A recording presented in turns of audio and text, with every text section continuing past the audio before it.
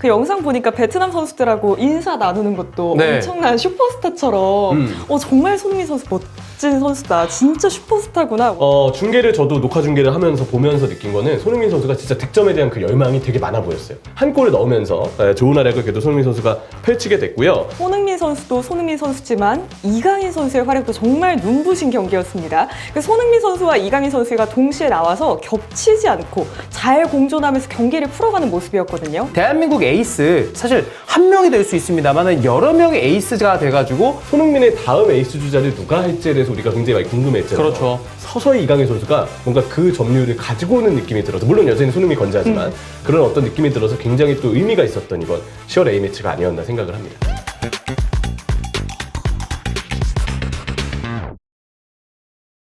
그럼 저희 첫 번째 주제로 바로 시작합니다. 어제 저희 베트남과의 경기가 있었죠. 6대0으로 시원하게 승리를 가져갔습니다. 김민재, 환희찬, 손흥민, 이강인, 정우영, 여기에 베트남의 자책골까지 더해져서 6골이 한 경기에서 터져나왔고요. 보시는 입장에서는 아주 시원한 경기가 되지 않았을까 그런 생각이 드네요. 특히나 또 눈에 띄었던 게 손흥민 선수의 풀타임 출전이었죠. 네, 손흥민 선수가 정말 한국 팬분들이 보는 앞에서 꼭 출전하고 싶었다. 이런 되게 강렬한 어떤 의지를 드러냈고, 이번 경기에 들어와서 저도 녹화 중계를 하면서 보면서 느낀 거는 손흥민 선수가 진짜 득점에 대한 그 열망이 되게 많아 보였어요. 문빛만 봐도. 맞아요. 그 한 번 전반전에 사실 놓쳤던 기회가 있잖아요. 굉장히 아쉬워했잖아요. 바로 앞에서 바운드가 튀어가지고 손흥민 선수가 되게 변수가 많았던 것 같아요. 그래서 네. 뜨고 말았는데 그때도 되게 아쉬워했고 이후에도 되게 이제 골에 대한 역시 의욕, 어떤 욕심이 좀 많았던 손흥민 선수였는데 한 골을 넣으면서 좋은 활약을 그래도 손흥민 선수가 펼치게 됐고요. 이날 이제 손흥민 선수는 조규성의 파트너로 나왔습니다. 토트넘 스퍼에서도 마찬가지로 중앙 공격수로 기용이 되는 것처럼 대표팀에서도 물론 원톱 공격수는 아니지만 중앙 위주로 일단 먼저 기본 위치가 배치가 되고 있고요. 되게 자유로운 역할이었죠. 그리고 손흥민의 효과는 손흥민이 나오잖아요. 상대가 적어도 한 3명, 4명은 따라옵니다. 손흥민을 따라서 그렇게 공간이 나오다 보니까 다른 동료들한테 기회를 제공하면서 충분히 손흥민 선수가 이렇게 경기를 좀 만들어주는, 공격을 만들어주는 상황을 역시 기여할 수 있고요. 뭐 표정도 밝고 컨디션도 꽤 좋아 보였기 때문에 이번 경기 손흥민 선수를 보면서 굉장히 흐뭇하지 않았나. 팬서비스로 마지막까지 굉장히 잘해줘서 멋지다라는 생각을 좀 많이 했습니다. 그 영상 보니까 베트남 선수들하고 인사 나누는 것도 네. 엄청난 슈퍼스타처럼 정말 손흥민 선수 멋진 선수다. 진짜 슈퍼스타구나 하고 깨달을 수 있는 그런 사진들이 공개가 됐더라고요. 베트남 선수 중에 이제 그 토트넘 유니폼을 또 갖고 온 분이 있더라고요. 오. 아예 직접 사인을 받기 위해서. 다들 이제 약간 존경심을 담아서 이제 인사를 했는데 예전에 이제 베컴이 한국에 왔을 때 아이고 베컴 선생님. 네, 피파에서만 뵀던 분이 이렇게 얘기했던 예. 그때 당시 피파에서만 뵀던 분이 이렇게 얘기하는 것처럼 막 인사했던 것이 생각이 나는데 너무나도 엄청 그 대륙의 최고 스타잖아요. 당연히 이제 베트남 선수들도 손흥민 선수를 이렇게 직접 만나는 것에 대해서 굉장히 좀 벅찬 감정이 있지 않았을까 그런 생각이 좀 들고요. 저희한테 가장 가슴이 철렁했던 순간은 손흥민 선수 골 넣었을 때 순간 되게 아파했잖아요. 맞아요.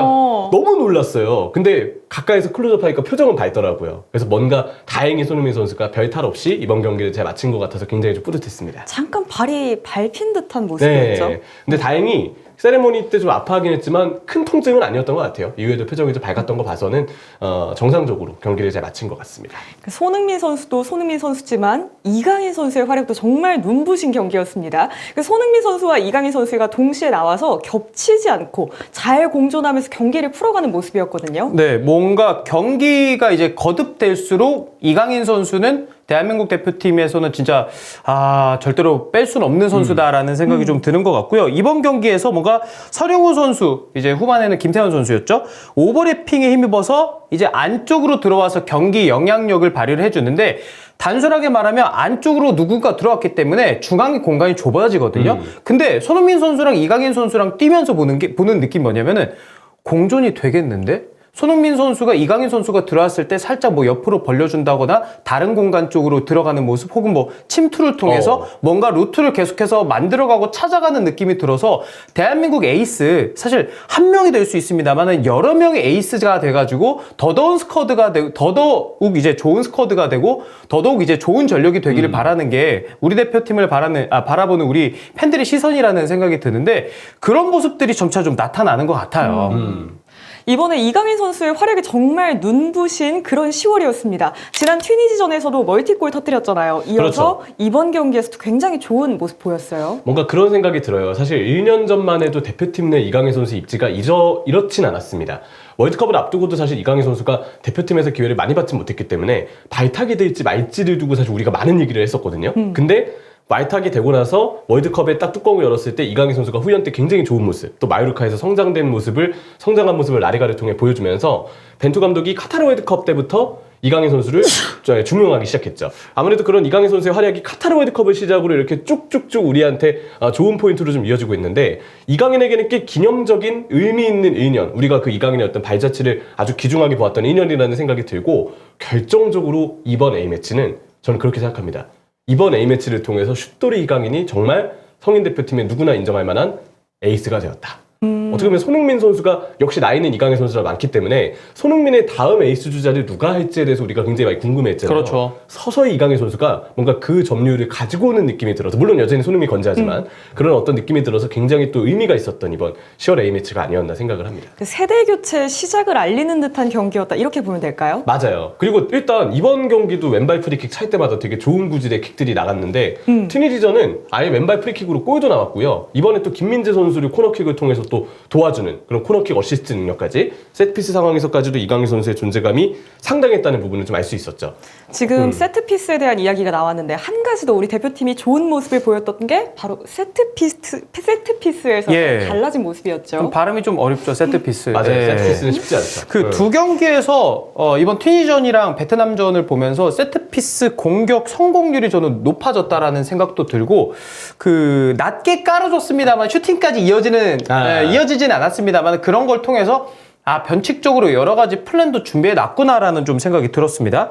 특히 이제 튀니지전에 약속된 움직임으로 김민재 선수한테 공간을 만들어주는 시도도 좋았고, 이번에 베트남전에서는 아까도 뭐 희연 아나운서가 얘기했던 대로 김민재 선수는 이제 득점에도 성공을 했고, 세트피스 공격도 좋아져야 되는데 저는 수비도 좋아져야 된다라고 생각을 해요. 근데 생각해보면 별다른 위기 상황도 우리가 뭐 기억 못하는 거 보니까 수비도 안정적으로 잘 가고 있구나라는 것으로 좀 봐야 될 것 같습니다. 맞습니다. 아무래도 이제 벤투 감독 때 우리가 좀 약간 아쉽다고 평가를 했던 부분이 세트피스 수비가 경기마다 좀 불안점이 있었다는 점이었는데, 어떻게 보면 클린스만 감독이 오면서 그 부분은 점점 더 좋아지고 있다는 생각이 들어요. 인터뷰를 통해서도 세트피스에 공을 들이겠다고 클린스만 감독이 이야기를 했는데, 그래도 그런 부분의 성과가 가시적으로 경기를 거듭할수록 나오고 있다는 부분은 우리가 이제 대표팀 경기를 보면서 분명 분석해야 될 점이라고 생각을 하고요. 무엇보다 그 튀니지전의 세트피스 골 장면, 상대 자책골이긴 했지만 김민재한테 공간을 만들어주기 위해서 다른 동료들이 다 상대 선수들 이른바 스크린 몸으로 묶어주고, 그때 김민재가 돌아뛰면서 이제 계속 공간을 찾아 들어가는 시도들이 많았거든요. 이런 식으로 세트피스 때 우리가 공을 좀 들이고 있는 부분, 또 이번 경기 때도 일부러 뒤쪽으로 낮게 빼주면서 중거리 슛을 유도했던 세트피스라든지 이런 시도들이 좀 좋았다고 생각을 했습니다. 그리고 또 하나는 김진수의 전 존재감도 좋았던 것 같아요. 아, 그래요? 네, 후반전에 김진수가 교체 출전해서 김진수의 장점, 침투 방향이 다양하다는 거잖아요. 황희찬하고 호흡이 역시 오래 맞춘 사이여서인지 후반에 뛰었는데 임팩트가 꽤 강렬하게 오더라고요. 네. 김진수 선수를 나름 이번에 또 좋은 폼으로 봤다는 점도 굉장히 반가웠던 베트남전이 아니었나 생각합니다. 또 직접 직관까지 네. 다녀오셨잖아요. 현장 분위기는 좀 어땠어요? 와, 일단은 제가 위치한 곳이 그 빅버드 원정석이랑 동측 이제 이석이죠. 이 사이여가지고 주변에 베트남 분들도 정말 많이 오셨는데, 거기가 ES석이죠. 예, 그리고 거기가 이제 또 베트남도 빨간색 유니폼이랑 이렇게 입고 계시잖아요. 그냥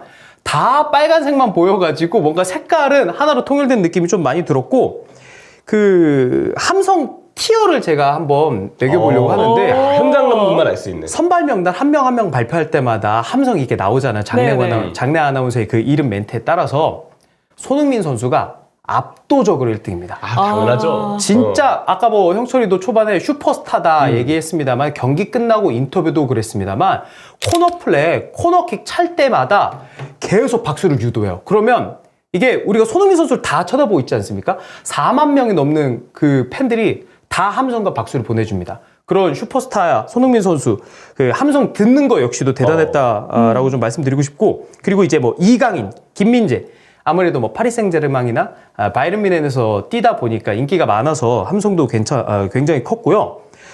서령우. 엄청나죠. 와, 서령우 선수가 인기 진짜 많습니다. 함성 소리 이 톤이 달라요. 그리고 황희찬 선수 역시 어. 최근에 프리미어리그에서의 활약, 뭐 나 혼자 산다 이런 예능도 나왔었고 울버햄튼에서의 활약도 좋으니까 거의 둘이 이 함성 크기는 비슷한데 톤이 달라요. 아, 톤이 다르다. 서령우 선수는요 함성 소리가 톤이 높습니다. 대시벨이 높다. 예. 그쵸. 황희찬 선수는요 낮아요? 톤이 로우 톤이에요. 남성 팬들의 지지를 황희찬 선수를 진짜 많이 받고 있구나. 그리고 서령우 선수는 여성 팬한테 인기가 많구나. 이거를 물론 이제 제 주변에 뭐 다 더 여성 팬들이 많아서 그런 거를 제가 더 느꼈을 수도 있겠지만 야 이게 체감이 저는 개인적으로 되더라고요. 예, 그리고 이제 수원에서 경기가 있었잖아요. 이기재 선수 아우. 그리고 오형규 선수에 대한 함성도 굉장했습니다. 맞아요. 네. 이제 빅버드기 때문에. 저는 이제 그것도 좀 궁금한데 돌발 질문입니다. 예. 클린스만 감독 호명될 때는 어땠어요? 그 튀니지전 때는 야유가 저도 뭐 나왔잖아요. 상암을 가진 않았으니까 야유가 좀 나왔다고 하더라고요. 그래서 저도 이번에 클린스만 감독 호명 때 어떠나 봤는데 야유가 아예 없질 않았어요. 물론 제가 이제 그 붉은 악마들이 있는 응원석에 앉아있던 건 아니지만 근데 거의 전체적으로는 함성이 좀 나왔습니다. 응원 소리가 좀 나왔던 것 같아요. 야유는 거의 못 들었던 것 같아요. 이게 아무래도 결과를 별개로 여전히 우리한테 좀 뭔가 서운하고 아쉬운 부분은 클린스만 감독의 그 업무에 대한 일종의 접근 방식이잖아요. 예. 그래서 그 부분에 대해서는 여전히 우리 팬들의 불만이 좀 있다. 그러니까 예. 이거는 A매치 결과 별개로 꼭 짚고 넘어가야 될 부분이라고 다시 한번 좀 얘기를 하고 싶고 맞아요. 이걸 만회하기 위해서는 지금 이상으로 더 많은 성과와 노력이 필요하다. 이 점도 이제 클린스만 감독한테 이야기를 좀 하고 싶네요. 그 제가 들었던 얘기 중에 하나는 왜 직관 가면은 네네네. 이재성 선수가 정말 엄청난 활약을 보인다고 실물로 보면 남다르다고 들었거든요. 말도 안 되는 활약이에요. 그 제가 직관을 가면은 저 중점적으로 보는 게 이재성 선수처럼 볼을 짧게 가지고 있는데 경기 영향력을 주는 선수를 그냥 따라가면서 보거든요. 아무래도 카메라는 이제 공을 따라가니까 제 개인적인 감상 어제 경기 보면서 MOM 저는 이재성이라고 생각을 해요. 진짜 네, 잘했어요. 저는 사실 어제 경기 MOM 뽑기 어려워요. 득점자도 여러 명이었고 잘하는 선수도 많았고 근데 저는 한 명 꼽으면 무조건 이재성입니다. 사실 최근에 후방 빌드업에서 우리가 좀 지적받고 비판받았던 부분이 박용우 선수가 고립되고 박용우 선수가 돌아서지 못한다 이 부분이었었거든요. 근데 어제 이재성 선수의 위치에 따라서 우리가 4-4-2 중앙 미드필더 2명으로 시작했다가 4-1-3-2 이재성이 한 칸 올라가면 그리고 이재성이 아예 최전방으로 가게 되면 박용우 선수만 중원에 이제 후방에 배치가 돼 있고 나머지 공격수들이 쫙 배치가 돼 있거든요. 2-3-5의 형태가 되죠. 이거 이재성이 있기 때문에 저는 가능하다라고 생각이 들고요. 어제 경기 황인범 선수가 나오지 않았습니다. 근데 이재성은 멀티 능력이 있는 선수고 활동량도 갖추고 있는 선수고 센스, 축구 지능을 다 갖추고 있는 선수잖아요. 원투 패스 주고받고 나서 베트남 선수들이 물러나네 그러면 한 칸 전진.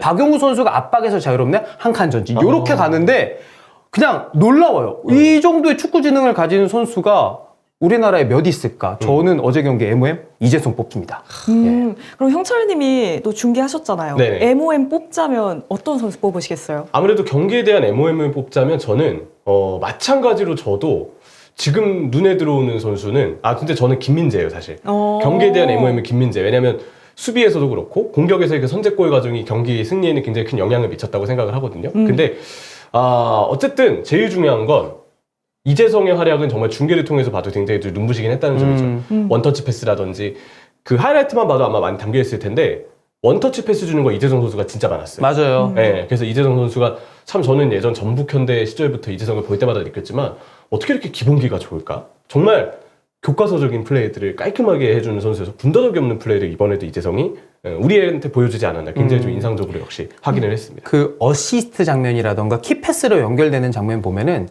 사실 그 타이밍에 패스를 주기 어려운 스텝이었거든요. 패스가 들어오는 순간이. 근데 그걸 어떻게든 맞춰가지고 공격수가 슈팅 때리기 쉬운 타이밍에 딱 갖다 주는 플레이를 이재성 선수가 보여주는데 진짜 감탄 나와요. 현장에서 보면 저기서 패스 빨리 줘야 되는데 근데 묘한 자세로 그 패스가 들어가. 보면 이재성이에요. 네. 지금 저희가 뭐 손흥민 선수, 이강인 선수에 대한 이야기를 했지만 어제 경기에 나왔던 선수 모두가 MOM이라고 봐도 사실 과언이 아닌 그런 경기였죠. 너무 좋은 마무리네요. 진짜 좋은 마무리. 다 맞았죠. 잘했다.